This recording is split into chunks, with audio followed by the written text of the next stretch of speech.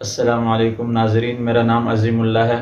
آج کی اس ویڈیو میں جس ٹاپک پر ہم بات کرنے جا رہے ہیں وہ ہے غزوہ بدر کا پس منظر، اس کے اسباب، اثرات و نتائج۔ تو سامعین اکرام، غزوے کے اوپر ہم پہلے ویڈیو بنا چکے ہیں، تو آج ہم سیدھا اپنے موضوع کی طرف آتے ہیں، بدر کا پس منظر۔ تو سامعین اکرام، سب سے پہلے ہم غزوہ بدر کا وجہ تسمیہ جانیں گے کہ اس غزوے کو غزوہ بدر کیوں کہتے ہیں۔ اس غزوے کو غزوہ بدر اس لیے کہتے ہیں کہ بدر نامی ایک بستی ہے، مدینے سے 80 میل کے فاصلے پر اور مکے سے 220 میل کے فاصلے پر یہ بستی واقع ہے۔ اور ایک قول کے مطابق بدر نامی ایک کنواں ہے اس مقام پر جہاں یہ جنگ ہوئی ہے، غزوہ ہوا ہے۔ اسی مناسبت سے اس غزوے کو غزوہ بدر کہتے ہیں۔ اس غزوے کو قرآن مجید نے اور ناموں سے پکارا ہے، جیسے یوم الفرقان کہا ہے، اور اس کے علاوہ دوسرے اور بھی ناموں سے لکھا جاتا ہے۔ سامعین اکرام، اس غزوے کا سن وقوع اگر دیکھا جائے تو یہ غزوہ ہوا ہے ہجرت کے دوسرے سال 17 رمضان بمطابق 13 مارچ 624 عیسوی یہ غزوہ ہوا ہے۔ اس غزوے کے اسباب کیا تھے سامعین؟ یہ غزوہ کیوں ہوا ہے، اس پر اگر بات کر لی جائے تو اس غزوے کے یہ چار پانچ اسباب آپ سے آج شیئر کریں گے۔ سب سے پہلا سبب عمر بن حضرمی کا قتل اس غزوے کا ایک اسباب میں سے ایک سبب مانا جاتا ہے۔ یہ شخص 2 ہجری رجب میں اللہ کے نبی نے صحابہ اکرام کا ایک دستہ 12 افراد پر مشتمل ایک تجارتی قافلے کے نقل و حرکت کے دھیان رکھنے کے لیے بھیجا تھا۔ یہ قافلہ حضرت عبداللہ بن جہش کی قیادت میں جب اس مقام پر پہنچا، وہاں پر ایک قافلے سے ان کی مٹ بھیڑ ہوئی، آپس میں جھڑپ ہوئی۔ نتیجے میں یہ عمر بن الحضرمی قتل ہو گیا۔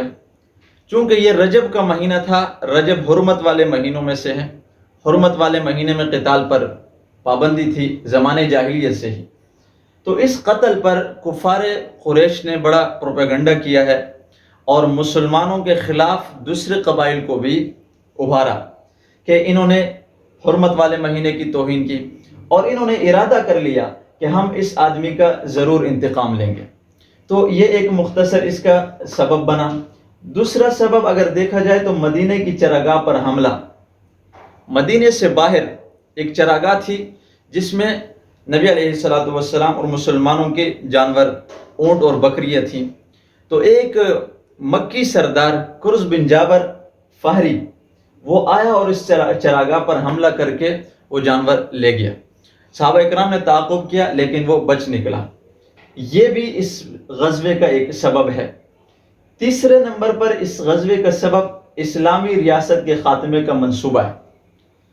قریش نے اسلامی ریاست جب نبی علیہ السلام مدینے جا کر اسلامی ریاست قائم فرمائی تو قریش نے مشورہ کیا اور انہوں نے یہ طے کیا کہ اس دفعہ جو ہمارا تجارتی قافلہ شام جائے گا، اس کا سارا منافع ہم مسلمانوں کے خلاف صرف کر دیں گے۔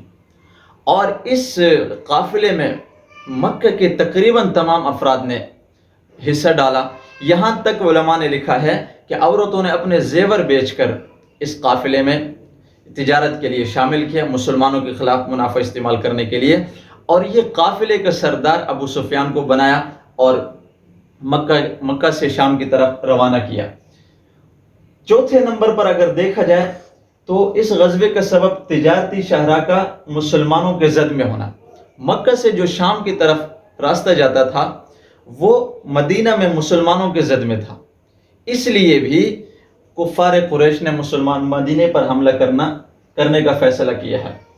اور 5ویں نمبر پر یہ ابو سفیان کا قافلہ ہے۔ جب واپسی پہ آ رہا تھا، ابو سفیان جو اس وقت مسلمان نہیں ہوئے تھے، اس قافلے کا سردار نے اس خوف سے کہ کہیں مسلمان حملہ نہ کر دیں، مدینے کی طرف انہوں نے اپنا ایک قاصد بھیجا۔ اس نے جا کر مدینے میں یہ خبر دی کہ نبی علیہ السلام اپنے اصحاب کو لے کر تمہارے قافلے کی طرف آ رہے ہیں، لہٰذا تم وہاں پہنچ جاؤ۔ جب یہ خبر وہاں پہنچی مکہ والوں نے یہ سمجھا کہ ہمارا قافلہ لوٹ لیا، یہ فوراً تیار ہو کر لڑنے کے لیے نکلے۔ اس کے بعد اس غزوے کے لیے اللہ کے حبیب نے روانگی کب کی؟ یہ اسباب جب سارے وجود میں آئے تو اللہ کے حبیب کو شروع رمضان میں یہ پتہ چلا یہ قافلہ آ رہا ہے، تو اللہ کے حبیب نے صحابہ اکرام سے بلا کر یہ مشورہ کیا کہ یہ ابو سفیان کا قافلہ آ رہا ہے۔ چونکہ ناظرین اکرام یہ یاد رکھنا ہے، یہ جنگ کے اصولوں میں سے ہے کہ دشمن کو مالی طور پر کمزور کرنا، اس لیے اللہ کے حبیب کو ان کی دشمنی ظاہر تھی۔ مکی زندگی میں آپ نے دیکھا تھا، پھر مدینے میں آنے کے بعد بھی اس طرح کے واقعات جو میں نے آپ سے شیئر کیے، ان کا پیش آنا، ان کی دشمنی ظاہر ہو چکی تھی، اس لیے اللہ کے حبیب نے ان کے لیے ارادہ فرمایا۔ تو شروع رمضان میں یہ خبر آئی تو روانگی اللہ کے حبیب نے اس غزوے کے لیے 12 رمضان کو اللہ کے حبیب مدینے سے نکلے۔ آپ کے ساتھ مجاہدین کی تعداد 313، اور یہ جو ساتھ میں نے 313 یا 314 لکھا ہے، یہ اس وجہ سے کہ بعض سیرت نگار فرماتے ہیں کہ 313 مجاہدین تھے، ایک اللہ کے حبیب کی ذات تھی، کل ملا کر 314 ہے۔ اللہ کے حبیب 12 رمضان کو روانہ ہوئے، اور کفار کی جو تعداد تھی وہاں سے ابو جہل کی قیادت میں وہ مسلمانوں کے ساتھ لڑنے کے لیے آئے، ان کی تعداد 1000 تھی، اور 1000 بھی ایسے کہ وہ مسلح تھے۔ ان کے پاس، مسلمانوں کے پاس اگر سامان دیکھا جائے، ہتھیار دیکھا جائے، تو مسلمانوں کے پاس 2 گھوڑے، 70 اونٹ، 6 زرہیں اور 8 تلواریں تھیں۔ یہ کل سامان تھا، چونکہ جنگ کا ارادہ نہیں تھا، قافلے کی نیت سے نکلے تھے، اور وہ کفار ابو جہل کی قیادت میں وہ مسلح ہو کر روانہ ہوئے۔ 1000 تعداد تھی، ان کے پاس 100 گھوڑے تھے اور 700 اونٹ تھے، اور ہر فوجی جو ہے وہ مسلح تھا۔ الغرض یہ روانہ ہوئے، یہ کفار راستے میں پہنچے تو ان کو اپنے قافلے کے بارے میں معلومات ہوئی کہ وہ صحیح سلامت ہے۔ آپس میں مشورہ کیا، مشورے میں یہ طے پایا کہ اب ہم مسلمانوں کا خاتمہ کر کے ہی واپس ہوں گے، لہٰذا یہ روانہ ہوئے، اور یہ اتراتے ہوئے نکلے بڑے غرور اور تکبر کے ساتھ۔ انہوں نے اپنے ساتھ گانے بجانے والی عورتیں اور وہ طبلے ڈول، اس کے ساتھ وہ مستی میں نکلے، جس کے بارے میں اللہ تبارک و تعالیٰ نے سورہ انفال میں فرمایا ہے وَلَا تَكُونُوا كَالَّذِينَ خَرَجُوا مِن دِيَارِهِمْ بَطَرًا وَرِئَاءَ النَّاسِ، سورہ انفال آیت نمبر 47 ہے کہ اللہ فرماتا ہے کہ تم ان لوگوں کی طرح نہ ہو جاؤ جو نکلے بڑے اتراتے ہوئے تکبر کے ساتھ۔ تو یہ بڑے تکبر کے ساتھ آئے، اور بدر جس کے بارے میں بات کر چکے ہیں وہاں آ کر انہوں نے قیام کیا۔ یہاں نبی علیہ السلام کو جب ان کی آنے کی اطلاع ہوئی تو نبی علیہ السلام نے صحابہ اکرام کو بلا کر مشورہ کیا کہ کیا کیا جائے۔ تو یہ مہاجرین نے بڑی جان نثاری کا یہ انہوں نے مجاہدہ کیا، جان نثاری کے ساتھ انہوں نے اللہ کے حبیب کو جواب دیا کہ رسول اللہ ہم آپ کے ہیں، جہاں آپ کہیں گے ہم تیار ہیں۔ اللہ کے حبیب نے دوبارہ جب مشورہ طلب کیا تو انصار سمجھ گئے، چونکہ انصار کے ساتھ اللہ کے انصار نے حضور کے ہاتھ پر بیعت کی تھی، اور اس میں یہ طے پایا تھا کہ مدینے میں بیٹھ کر ہم آپ کے ساتھ آپ کا دفاع کریں گے۔ یہ چونکہ مدینے سے باہر تھا 80 میل کے فاصلے پر، اس لیے اللہ کے حبیب نے دوبارہ ان سے مشورہ طلب کیا۔ تو انصار میں سے حضرت سعد بن عبادہ نے کھڑے ہو کر یا رسول اللہ آپ کی مراد ہم ہیں مشورے میں، تو یا رسول اللہ ہم آپ پر ایمان لائے ہیں، ہم نے اس بات کی گواہی دی ہے کہ جو دین آپ لے کر آئے ہیں وہ سچ ہیں۔ خدا کی قسم یا رسول اللہ جس کے قبضے میں میری جان ہے، آپ جس طرح چاہے چلیے، ہم آپ کے ساتھ ہیں۔ آپ اگر ہمیں یہ کہیں کہ سمندروں میں کود پڑو تو ہم سمندر میں کودنے کے لیے تیار ہیں، اور ہم میں سے کوئی ایک آدمی بھی پیچھے نہیں رہے گا۔ پھر حضرت مقداد نے وہ تاریخی جملہ کہا، حضرت مقداد نے کہا یا رسول اللہ ہم آپ سے وہ بات نہیں کہیں گے جو حضرت موسیٰ کی امت نے ان سے کہا تھا کہ اذهب انت وربك فقاتلا انها هنا قاعدون، کہ جائیے آپ اور آپ کا رب جا کر قتال کرے، ہم یہاں بیٹھے ہیں، بلکہ یا رسول اللہ ہم آپ کے دائیں بائیں آگے پیچھے لڑیں گے۔ اور انصار نے بھی انتہائی جو ہے جرأت کا مظاہرہ کیا۔ اس کے بعد اللہ کے حبیب روانہ ہوئے۔ اس جنگ میں اگر یہ سوال اٹھایا جائے کہ اس جنگ میں جھنڈا کس کے پاس تھا، تو اس جنگ میں شروع میں 3 جھنڈے تھے، ایک حضرت علی کے پاس تھا رضی اللہ تعالیٰ عنہ، ایک حضرت مصعب بن عمیر، ایک انصاری صحابی کے پاس تھا۔ تو بعد میں پھر حضرت مصعب بن عمیر کے پاس جھنڈا رہا اور اللہ کے حبیب میدان بدر کی طرف پہنچے۔ بدر میں آ کر ساری رات اللہ کے حبیب نے اللہ کے حضور آہوزاری میں گزاری، اللہ تعالیٰ نے فتح کا وعدہ فرمایا، اور یہ 17 رمضان 2 ہجری جمعے کا دن تھا۔ صبح کے ٹائم اللہ کے حبیب نے پھر وہاں میدان میں مجاہدین کے درمیان ایک خطاب کیا، جس میں مجاہدین انتہائی شوق و شہادت کو لے کر، آپ مسلمان کے ذوق شہادت کا اس بات سے اندازہ لگائیں کہ ایک صحابی کم عمر تھے حضرت عمیر بن ابی وقاص، وہ چھپتے پھرتے تھے کہ کہیں حضور مجھے کم عمری کی وجہ سے واپس نہ بھیج دیں، اور وہاں سے پھر وہ کفار آئے، انہوں نے پڑاؤ ڈالا، اور شروع میں انتہائی مسلمانوں کی تعداد بھی کم اور اسلحہ بھی نہیں تھا، اور جس مقام پر مسلمانوں نے پڑاؤ ڈالا وہ ریتلی تھا، وہاں پانی بھی کم تھا، اور انہوں نے جس مقام پر پڑاؤ ڈالا تھا ان کے پاس پانی بھی وافر مقدار میں تھا اور وہ مٹی تھی۔ پھر اللہ تبارک و تعالیٰ نے نصرت کی اور خصوصی بارش، اللہ تبارک و تعالیٰ نے رحمت کی بارش کا نزول فرمایا، اور مسلمانوں کی یہ دونوں مشکلات حل ہو گئے۔ پھر ریت میں چونکہ گھوڑوں کو، اونٹوں کو یہ مشکلات ہوتی ہے، پاؤں نیچے دب جاتے ہیں، تو یہ ریت جم گئی، وہاں کیچڑ ہو گئے، اور پانی کا جو مسئلہ تھا وہ بھی حل ہو گیا۔ ناظرین اکرام، پھر الغرض یہ مسلمان اور کفار کی یہ تاریخی مٹ بھیڑ اسلام اور کفر کی پہلی ٹکر تھی، یہاں پر 1000 کے مقابلے میں 313، وہ بھی بے سر و سامان۔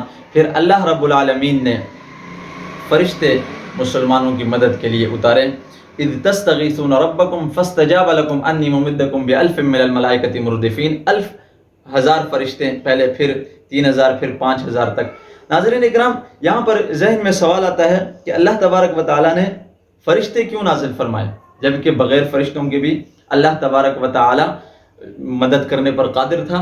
تو اس کا جواب مفسرین، محدثین، اولیاء نے دیا ہے کہ چونکہ اس غزوے میں، اس جنگ میں شیطان سراقہ بن مالک کی شکل میں اور اس کی فوج جو ہے، اس کے چیلے، یہ قبیلے مدلج کے لوگوں کی شکل میں کفار کے ساتھ مدد کے لیے آئے تھے، اللہ تبارک و تعالیٰ نے اس کے مقابلے میں فرشتوں کو نازل فرمایا۔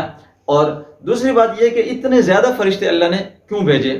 1000، 3000، 5000 تک تعداد ہے، تو یہ دارالاسباب ہے۔ اللہ تبارک و تعالیٰ نے اس سبب کا رعایت کر کے یہ فرشتے اور مسلمانوں کو حوصلہ بلند کرنے کے لیے اللہ نے یہ نازل فرمایا، وگرنہ نہ اللہ کو فرشتے اتارنے کی ضرورت، نہ ایک سے زیادہ فرشتوں کی، یہ مسلمانوں کے حوصلے کو بلند کرنے کے لیے اللہ تبارک و تعالیٰ نے یہ خاص نصرت فرمائی، فرشتے اترے۔ پھر جب جنگ شروع ہوئی، ان کی طرف سے سب سے پہلے یہ جو میں نے کہا تھا عمر بن الحضرمی، اس کا بھائی عامر نام، سب سے پہلے میدان میں آیا اور اس نے چیلنج کیا کہ آ جائے۔ ان کے مقابلے میں حضرت عمر کا ایک غلام آیا اور ان کا کام تمام کر دیا۔ اس کے بعد 3 سردار، عتبہ بن ربیعہ، اس کا بھائی شیبہ، اور اس کا بیٹا، یہ عتبہ کا بیٹا ولید، یہ 3 میدان میں آئے، انہوں نے مبارزت کی، یعنی مقابل کو طلب کیا۔ ان 3 کے مقابلے میں 3 انصار صحابی میدان میں آئے، تو انہوں نے کہا کہ بھائی تم ہمارے مقابلے کے نہیں اور نہ ہماری تمہارے ساتھ لڑائی ہے، اور انہوں نے نبی علیہ السلام کو مخاطب کر کے کہا کہ آپ ہمارے مقابل کو بھیجیں، قریش میں سے بھیجیں تاکہ ہم ان سے لڑیں۔ پھر ان تینوں کے مقابلے میں حضرت حمزہ رضی اللہ تعالیٰ عنہ، حضرت علی المرتضیٰ رضی اللہ تعالیٰ عنہ، حضرت عبیدہ میدان میں آئے اور ان تینوں کا کام تمام کر دیا۔ جب یہ سردار، چونکہ یہاں پر اس غزوے میں ابو لہب کے علاوہ مکہ کے سارے سردار شامل تھے، اور اس نے بھی اپنی جگہ پر ایک بندہ بھیجا، خود شامل نہیں ہوا، باقی سارے سرداران اس میں شامل تھے۔ جب یہ سردار ان کے مرے اور صحابہ اکرام نے جرت کا مظاہرہ کیا، اللہ نے فرشتوں کو نازل فرمایا۔ جب یہ ان کے قتل ہوتے ہی ان کا حوصلہ ٹوٹ گیا، اور اللہ تبارک و تعالیٰ نے ان کو ایک تاریخی شکست دے دی، اور وہاں سے یہ 313 کے مقابلے میں یہ 1000، ان میں سے 1000 میں سے یہ 70 مارے گئے، 70 سردار، اور 70 قید ہو کر مسلمانوں کے قید میں آئے۔ تو یہ وہ جنگ کا یہ پس منظر ہے مختصر۔ اس کے بعد اس جنگ کے اثرات کیا ہوئے، اس پر ہم بات کر کے اپنی بات کو ختم کریں گے کہ اس غزوے کے اثرات کیا ہوئے۔ تو پہلا اثر حق اور باطل کا فیصلہ ہے۔ اس غزوے کے وجہ سے حق اور باطل کے درمیان فیصلہ ہوا۔ اللہ تبارک و تعالیٰ نے اس کو یوم الفرقان کہا ہے کہ یہ حق اور باطل کے درمیان فرق کرنے والا دن۔ لوگوں کے سامنے حق اور باطل واضح ہو گیا کہ حق پر کون تھے، باطل کون تھا۔ دوسرا اگر دیکھا جائے تو دوسرا اثر اور نتیجہ یہ ہوا کہ کفار قریش کے غرور کا سر نیچا ہوا۔ یہ جس غرور اور تکبر سے نکلے تھے، اللہ تبارک و تعالیٰ نے انہیں شکست دے کر اس غرور کو توڑا۔ اور تیسرا اثر اور نتیجہ یہ ہوا کہ اسلام ایک عظیم قوت بن گئی۔ ابھی تک جو لوگ مسلمانوں کی طرف آنکھ اٹھا کر دیکھتے تھے، اس تاریخی شکست کے بعد لوگوں میں یہ جرت نہیں رہی کہ وہ مسلمانوں کی طرف آنکھ اٹھا کر دیکھیں۔ اور چوتھا اثر، اگر چوتھے اثر پر بات کی جائے تو چوتھا اثر اس کا یہ ہوا کہ مدینے میں اسلام کی مزید اشاعت، اور پوری دنیا میں اللہ کے حبیب نے اس فتح کے بعد پوری دنیا میں اسلام واضح ہو گیا، ظاہر ہو گیا لوگوں کے درمیان۔ تو ناظرین اکرام، یہ تھا یہ مختصر ہم نے غزوہ بدر کا پس منظر آپ کے سامنے پیش کیا۔ امید ہے آپ حضرات کو ویڈیو پسند آئی ہوگی۔ اگر آپ کو ویڈیو پسند آئی تو آپ چینل کو سبسکرائب کریں، لائک کریں، کامنٹس کریں اگر آپ کے موضوع کے متعلق کوئی سوال ہیں، اور اس کو شیئر کریں۔ تب تک کے لیے، نیکسٹ ویڈیو تک کے لیے اجازت چاہتا ہوں۔ اللہ حافظ۔